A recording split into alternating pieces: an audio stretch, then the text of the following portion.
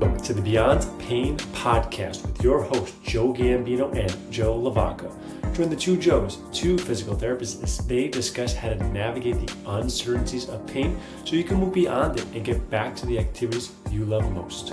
This podcast is for Joe, and their guests to share their clinical thoughts and ideas based on their collective clinical experiences. Can this information be for you? Maybe, but we cannot know for sure. Therefore, it is always worth talking to your healthcare provider to make the best decisions in your care before you implement anything on this podcast. And please use common sense. Welcome back into the Beyond Pain podcast. I am one of your hosts, Joe Gambino, and I'm here with the other host of the show, Joe LaVacca. You can find us on Instagram. I am at Joe Gambino DPT. LaVacca over there is at strengthofmotion_PT. You can find this podcast on Instagram as well, Beyond Pain Podcast, and on YouTube at Cups of Joe PT, or _PT rather. And we do have a very special guest today, Vikash Sharma. He is a physical therapist and the owner of Perfect Stride Physical Therapy in Union Square in New York. It is where both Joe and I worked. And wild, right before we came on this podcast, he let us know it's 13 years now that they've been in business, which is wild to us because that means we're all getting a little bit old here. So this is where Cups of Joe, those YouTube videos started. So this is a special episode. Welcome to the show, my friend. Thank you for having me. I remember those days, man. The little back room, kind of filming some Cup of Joes from there. Yeah. I have so many good memories from our time together there. And it's really, like, Joe and I have talked about this. I think it's really where I grew as a therapist and got to know, what I wanted to be and who I wanted to be in this field. And I was laughing the other day because I was thinking of when Joe first started, there wasn't really a Perfect Stride dress code. It was like, show up professional, but like, don't take advantage. And then Joe Gambino comes out of school, sweatpants. He's got like one leg rolled up, like just one leg though. This baggy sweatshirt. I think he was maybe even wearing like a hat. He looked like the Chappelle character. And then like from that day on, Vikash was like, "We got a dress code," and I was like, "God damn it, Joe Gambino!" Like we were all really good here with a t-shirt and some like athletic pants, and then Joe Gambino was the reason why we had a Perfect Stride dress code. So Joe Gambino, thanks, man. You're welcome. You made I always everything push more those limits professional of at dress Perfect Stride. codes. I wish this was a I moment where always you could push put those up a dress codes picture of everywhere I like what you were was. for a second. One day, if we can get a video editor, I would love to do that because I think there's a few episodes where that would work perfectly. Oh, it would be great. Yeah, we just got to find somebody, and we Yeah. could probably find someone pretty cheap now too. Yeah. We hired AI too. Feels that is the move for every industry right now, right? Just figure out how you can sprinkle some AI on it. Yeah, Yeah, right. for sure. Well, like we said, this is one of my favorite episodes. I've been looking forward to. There's not too many people that you get to call a friend and colleague at the same time. So Vikash, you're definitely one of those people for us, and I'm looking forward to where the show takes us today. Oh, I appreciate that greatly. Well, I mean, feels I've been seeing a I lot think of this is a lot of LaVacca, so it feels I need to maybe get some more Gambino in my life. I see LaVacca like somewhat regularly now. Well, I might be in New York soon, so if it does, I'll let you know. Oh, heck yeah. But yeah, I'll take the floor. Why don't you just let our listeners know a little bit more about you, your backstory, and Yeah, no, 100%. So I mean, for me, not to kind of get way back into the day, but kind of one of those things where I knew I was going to be a physical therapist for quite a while, just with like I think a lot of other physical therapists too, right? You get injured a lot, you go to a PT clinic, and you're kind of like, hey, this is cool, I like this. So yeah, that was kind of like I had a very similar story to that, and then just kind of went to undergrad, did my anatomy cadaver lab, fell in love with the human body even more there, where I just kind of got to learn the ins and outs of the human body. And then, out of PT school, kind of started working at one of these like higher volume practices, where I was, getting burnt out probably like 5 to 6 months into practicing as a PT. I was like thinking of outs already at that point, like, hey, like this isn't what I signed up for. And that's when, Perfect Stride, kind of the ideas came about for Perfect Stride at that point. And 2012, and then since then we've just been growing, and it's kind of there's been a boom in kind of like the same model that we've had, right? That one-on-one cash base out of network. When we started back in the day in 2012, there's like a handful of people that I could name that were doing it, but now it's like it's kind of spreading like fire everywhere, which is, I mean, awesome to see. PTs are, getting paid their value for what the services that we provide for people. So I think that's really, really awesome. I think you bring up such a great point because it does seem that more and more people aren't waiting for like those stepping stones. It used to be, you, Joe, and I came out of school. We had to do the grunt work. We almost had to like take everything that we were given from the corporate model and say thank you at the same time. And it's really nice to sort of see, like you're saying, like people coming out of school now knowing, like, no, I'm more valuable than this and I can give more and do more for clients. And I think it's creating a lot more avenues for success for people. So you mentioned some of your injuries that you had to deal with. What were some of those, Vikash? What was the toughest one that you had to deal with that kept you in PT the longest? I felt bad for Mama Sharma, just like it was just like there was just like too many. The first thing that got me into PT was a gastroc, a calf tear that I had in outdoor track in middle school. And then it just kind of like, just kind of went from there. I think I used to skateboard when I was younger. So I had like a shoulder dislocation where I like came home one day and like my like left arm was like dragging on the ground. And I was just like, Mom, I think I did something to it.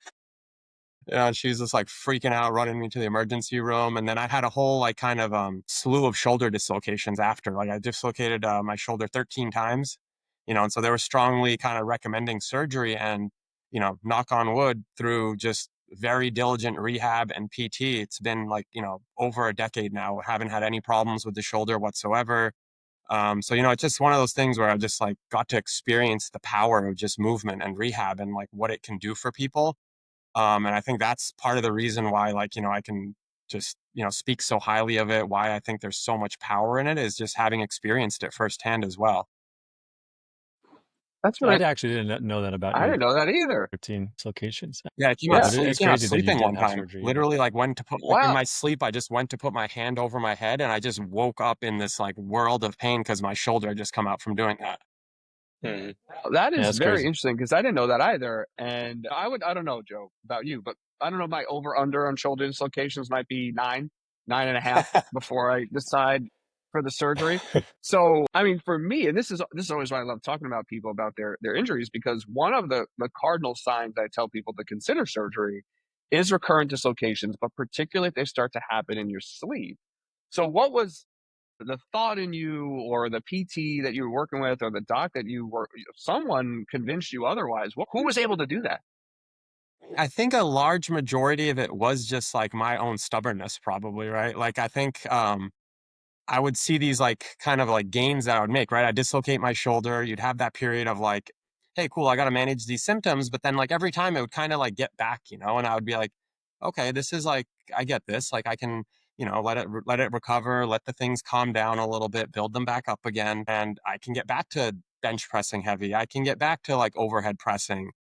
And then kind of like as I started learning more about PT, I started learning a little bit more about, hey, like, there's other like things that you may want to focus on. You may want to focus on the stability of your shoulder a little bit. You may want to focus on like the mobility of the adjacent structures a little bit more as well too, right? And then as I started doing those things, I started realizing like I was actually like getting better from a performance standpoint even after having like these repetitive dislocations, and then kind of learning more about the human body and being like, hey, you know what? Like, I can really focus on building up these like muscles of the rotator cuff and like muscles that are surrounding the area a little bit more and make them more resilient. I can train my body to, kind of like forget about these like, past traumas that it's had by giving it successful experiences, setting more PRs. And through that whole process, just kind of realizing like, hey, you know what? Maybe this, in my practice philosophy, I do share that with people, but I let everybody know, hey, like, I may be a very unique circumstance because I was somebody who, like, back in the day when, you just get prescribed bands all the time and you're just sitting there doing like, no monies and this and that.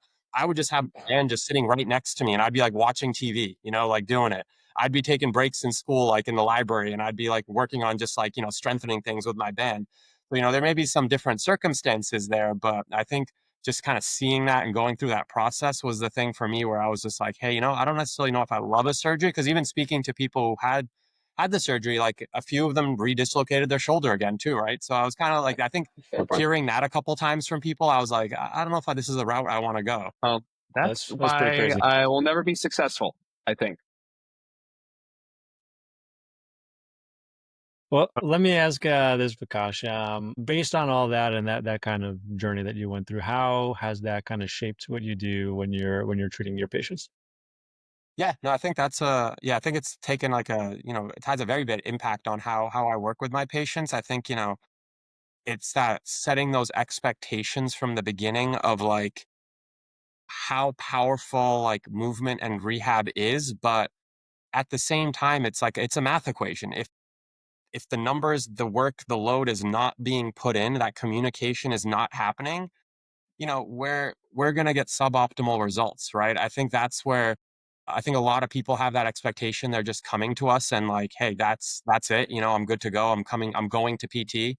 I'm going through the motions. So I think really kind of like working to educate people up front and just let them know that, hey, like it's actually going to take a lot of work, and you coming here, it's great. Yeah, you're going to get some, coaching, you're going to get some advice from us about what you need to do, but the key here is it's what you're going to need to do. It's going to be a lifestyle modification for you, right? It's not just going to be this like, hey, I'm going to come in here, I'll do some exercises like I'd go to the gym with a trainer and I'm good to go kind of scenario, right? So I think that's something from that experience that I've pulled and I've been really able to kind of go ahead and implement in my own practice, is just really, really kind of setting that expectation for people. And I think I'm really big on kind of like calling it, like whether it's movement snacks or just being opportunistic about movement throughout the day.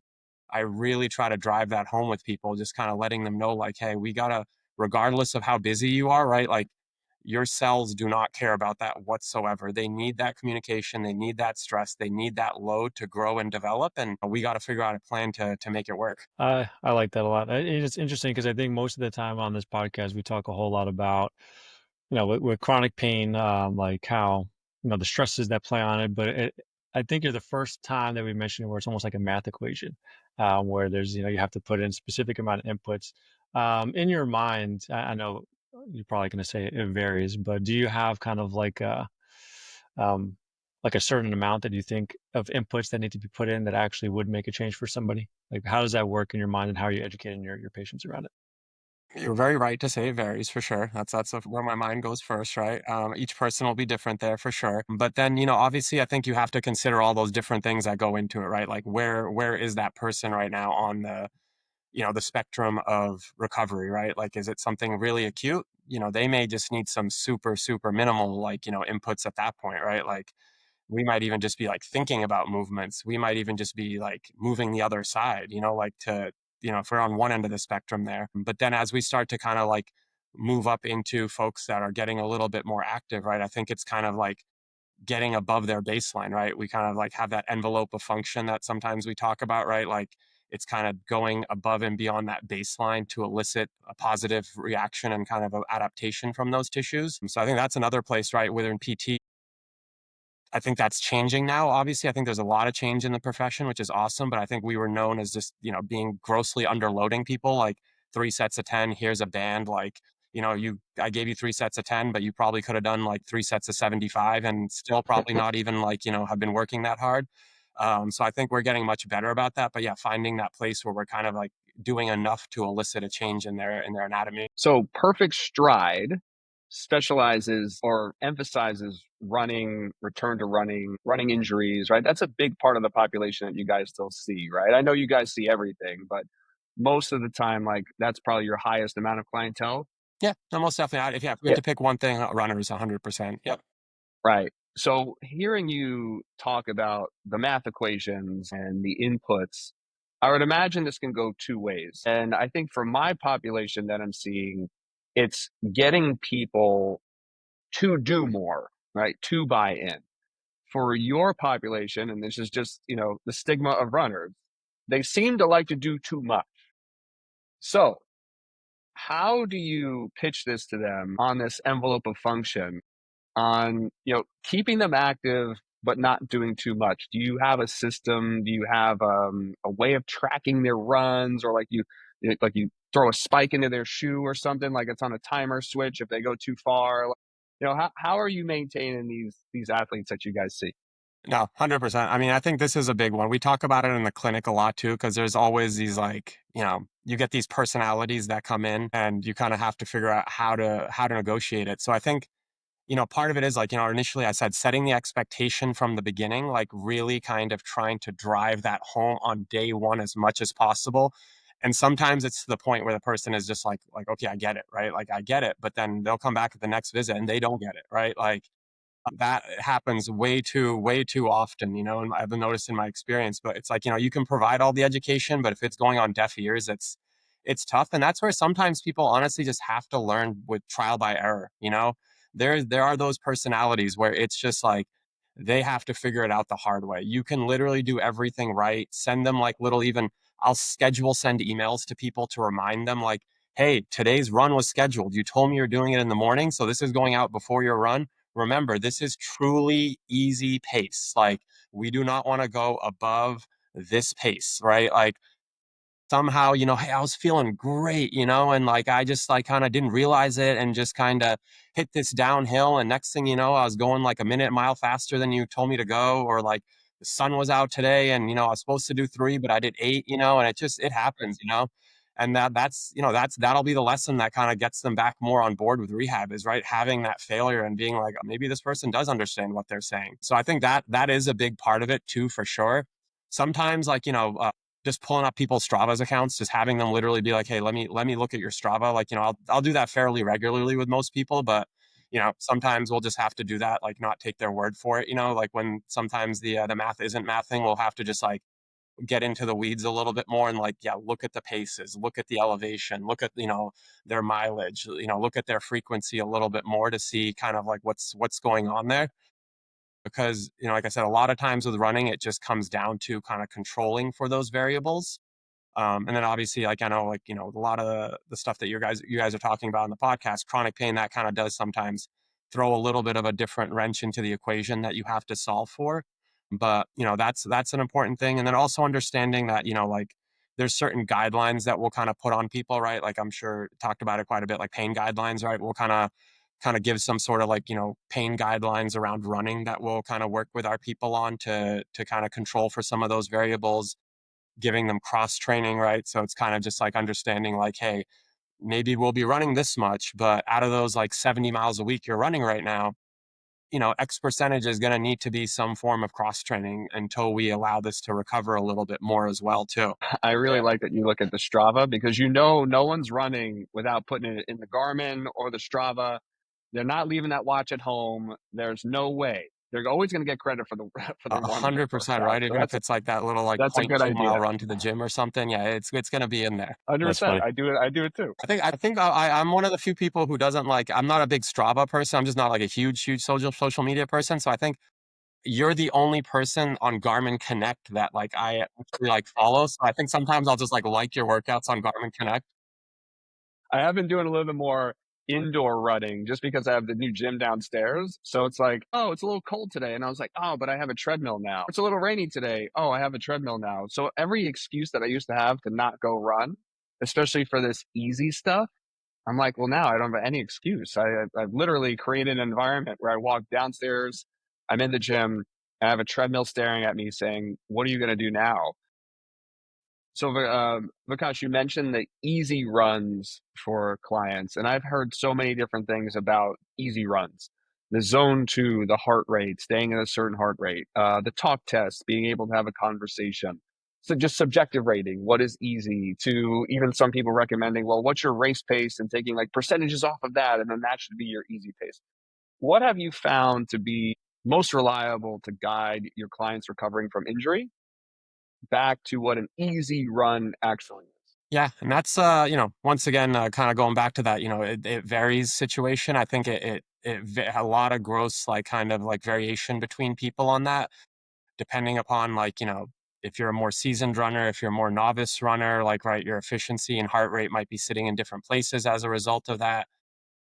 So I think it really comes down to that individual. But in all honesty, like, yeah, like kind of just getting to that understanding, like, hey, can you generally have a conversation with somebody while you're running, right? Like if you had a friend with you and you guys were just like, talking up a storm, would you be fine? I think is a good starting place to go. And then reinforcing that with a little like rating of perceived exertion scale, right? Like on a 0 to 10, are you in that like 4-ish ballpark, would you say? I think if you kind of like use both of those, that can be a really, really good starting point, and then understanding that, like I was mentioning, if you're a more novice runner, that you're just not efficient, right? Your like body just hasn't, your physiology just hasn't become efficient to that stress yet. So a lot of times I'll have to recognize that with like, that population, there's going to be some walking involved 100%. Like I think people grossly misinterpret like what that zone 2 sometimes can be. And if you're not that like skilled at it, your body hasn't become efficient, you're going to be walking a little bit to maintain yourself in that kind of in that zone, in that range that we want you in. If it's really hot out, same thing. Even if you are a little bit more seasoned, like you get some of these really hot summer days, like I don't care who you are, like if you're really trying to stay in that zone 2 range of easy running, you're probably going to need to stop at some point just to kind of like, let your body recalibrate to that. If you really want to try to keep that effort easy and kind of like, make sure that you're keeping your training week kind of, going according to how you want those stresses to be working out throughout the week.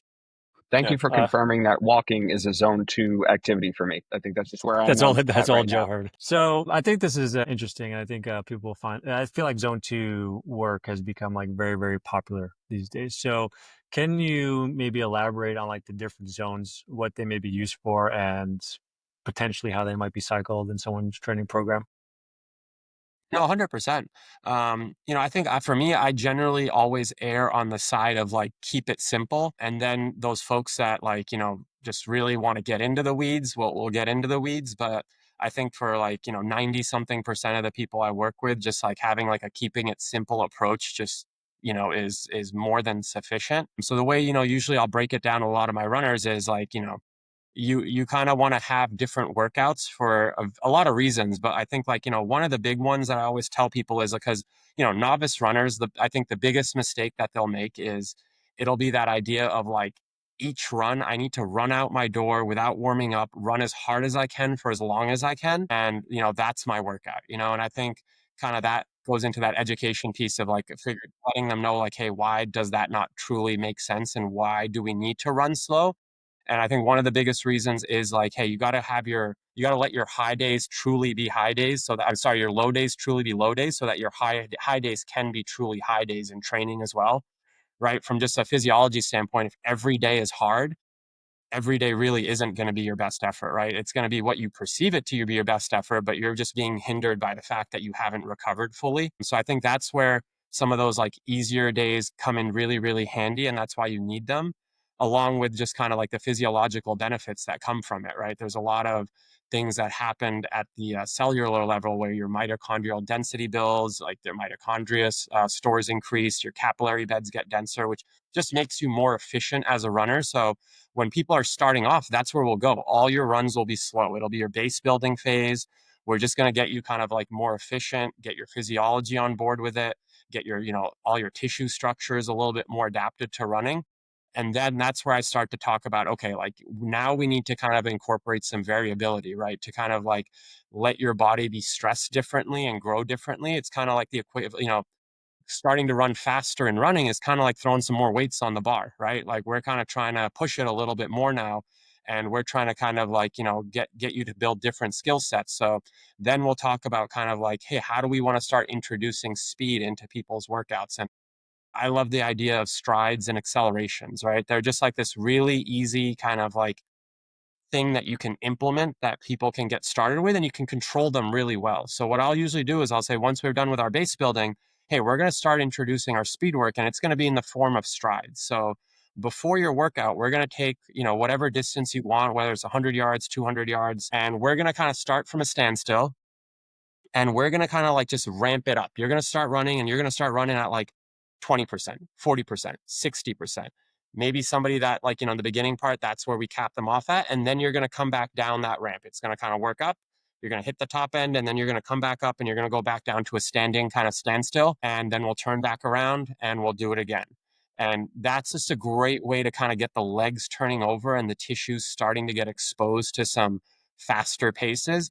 And same thing coming off an injury. That's like, once again, it's like a great way to kind of like, get people that small exposure so we can see, hey, how does that hamstring start responding to this a little bit more? after we've gone through our battery and checklist of other things that we want to check off in the clinic and we're starting to get you back to running, we've done our slow running. We know that faster running is really what strains that hamstring a little bit more. How do we kind of like make sure we're not giving it too much volume and just kind of checking off another box along that ladder of recovery? So that's where I'll kind of start, is with some strides. And, the goal of that is just like, it's not meant to be aerobic. So I'll tell people just to kind of like pause after each stride, let your heart rate recover, and then kind of go right into your workout afterwards.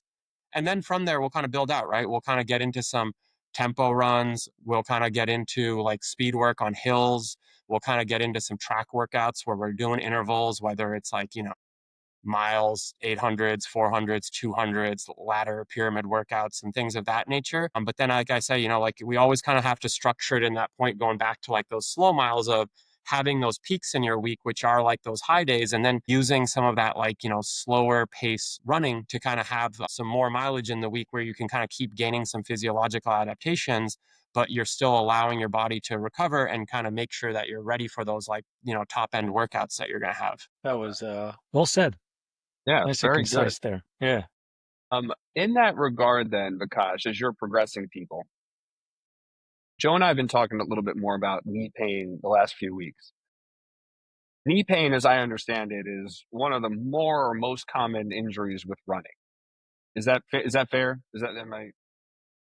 Yeah. Yeah. Oh, yeah. No, most definitely. Right. Okay. Runner's knee, right? There's Yeah. like that whole, like, Right. runner's knee out there. Right. So we'll keep it there because I'm sure there's a million assessments that you could be doing with people. For someone recovering from a knee injury, knee pain, runner's knee, whatever the case is, are there specific assessments you would like to see or have them achieve before you clear them for, let's say, a stride work, a speed work, or like progression in this capacity? Or is it just like better to just gauge their load tolerance? And, as you were so wonderfully putting it before, it is a little trial by error in some cases. Yeah.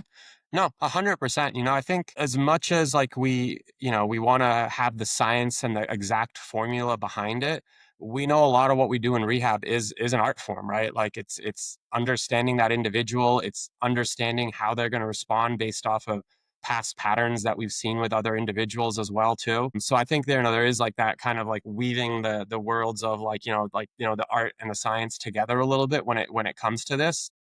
So yeah, we have all of our kind of like, objective measures that we, want to make sure that we're kind of screening for. We'll use some dynamometers in the clinic to see like, hey, what's our force output looking like, right? Like if we're just doing some knee extension and flexion and we're doing it maximally, like, hey, are you getting some pain with it? And then, hey, are we like relatively in the same ballpark here? Like some people would argue, even if you're not, yeah, you can maybe still kind of get back to running, right? Your body will adapt to it a little bit. It'll figure out the equation itself. But, we try to get people like definitely within 10%. We like to say, can we get you even within 5% of like the other side to kind of check that box off a little bit? Then like just there's the simple things that come along the way, right? Like, can you walk pain free? Like, are you walking pain free unrestricted, right? If the answer is no to that, like, I mean, you'll be so surprised how many people will still ask, like, can I run? It's like you're not walking pain free. Like, let's think about this. Like, what's the logical answer here, right? So that's something along the way. And then thinking about all those other things, right? Like, hey, how's our like hinge pattern? How are we squatting? Are those pain free, right? That's going to give us a lot of good information too. And then kind of like moving more towards things in that bucket of that things that look like running, right? Like once we kind of go through like some of our patterns of like hinging, squatting, how is that looking? Single leg squatting, are we able to work through those? How is like a hop looking, right? Like how is a double leg pogo hop looking? How is a double leg forward progression pogo hop looking? And I like to kind of gear those on like, sorry, I'd like to base those on like gears, like, right, like a low, middle, high gear Mhm. effort, right? Like, are you able to work through those? We'll start with low, we'll go to middle, we'll go to high, we'll go to forward progression, we'll go to zigzag, we'll go to single leg.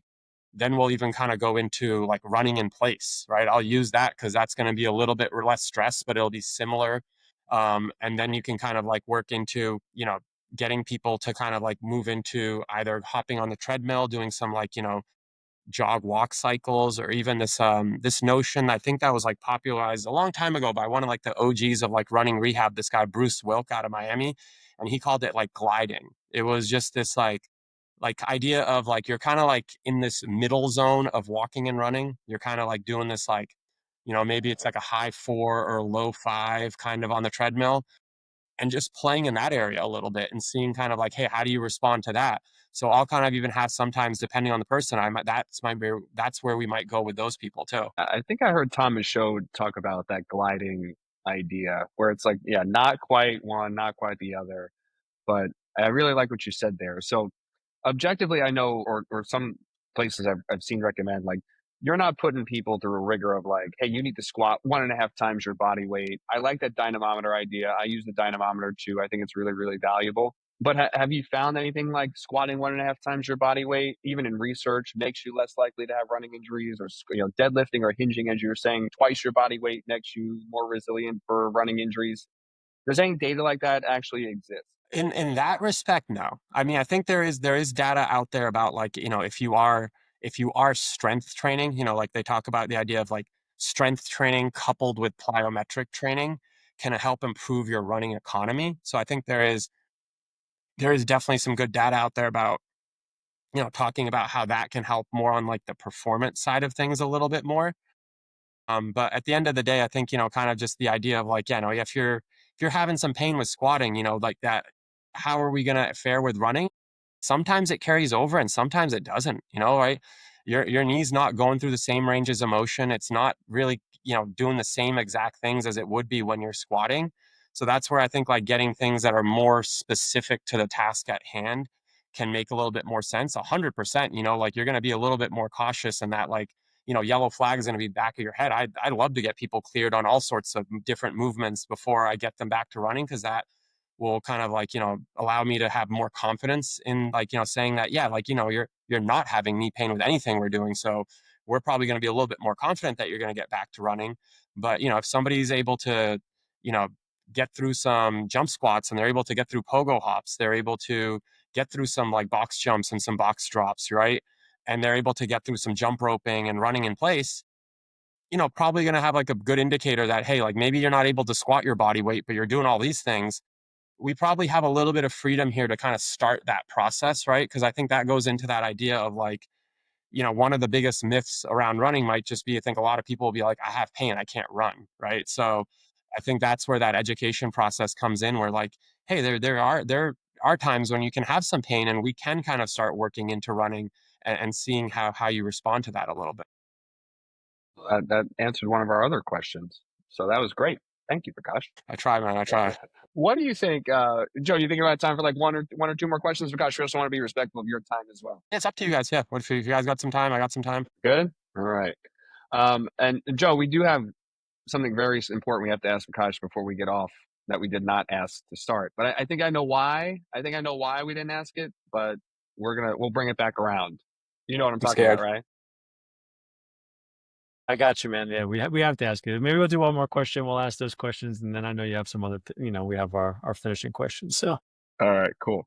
Vikash, what do you think are the three most important things for runners to consider when they're going through their rehab? Yeah, so I mean, I think there's obviously, yeah, there's a lot there. Every person, once again, going back to that, it's gonna be different. But if we're thinking about it from like a general standpoint, I think the one of the biggest things is like maintaining that highest level of like activity and fitness that you can, right? I think that's just super, super important. Especially when somebody's like in a training block, right? And they're trying to kind of like, they're trying to kind of peak for a certain day, for a certain performance that they have. It just becomes so vital to kind of figure out how can we keep this individual as, active, as resilient, as strong as possible. So I think that's a big thing, is to kind of really make sure that we're kind of pulling all the levers to make sure that we're kind of keeping them as active as possible. So I think that's really, really important. And, like we talked about, cross training is a big part of that. Sometimes, depending on the person, it might be like, hey, if we can do, some method of cross training, let's try to kind of get the same amount of minutes that we would planned in our running workout at the same level of intensity. So that way we can kind of like, keep stressing certain systems at that point, similarly ish to what our plan was while we were in our running kind of regimen, and then leaning into maybe some strength training even more, so we can kind of just keep putting some positive adaptations into the body as well. So I think that is really, really important. And then just modifications that you can make, right, based on their specific injury, I think is really, really important too. Whether it's like, hey, we can still keep running, some volume might need to be reduced. Do we need to eliminate like, hills? Do we need to change up your footwear a little bit to allow you to kind of be successful? Do we need to get you on or off the treadmill to help supplement during this time? I think that's like kind of like some important things to consider in terms of like modifications that you can make.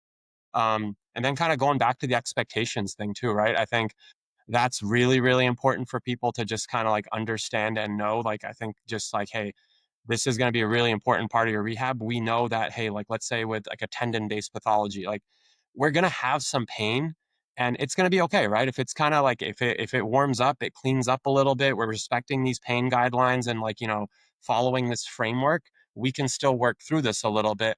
I think things like that are really, really important to kind of like, make sure that you're discussing with each person.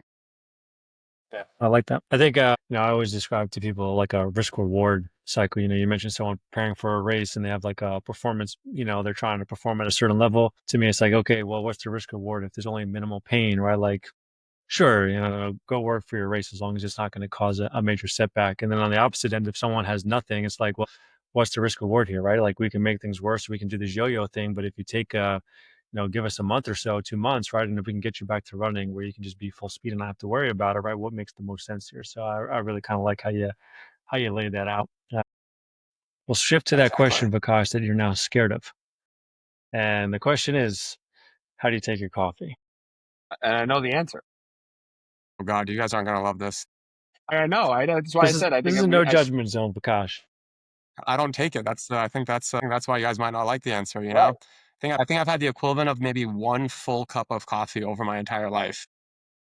I knew it. That's why I said I was like I knew that there was something in my mind where it's like don't ask about coffee. All right, so Vikash, when Joe and I are drinking coffee, what is your go-to substitute then? And is it tea? Is it something else? What are we drinking?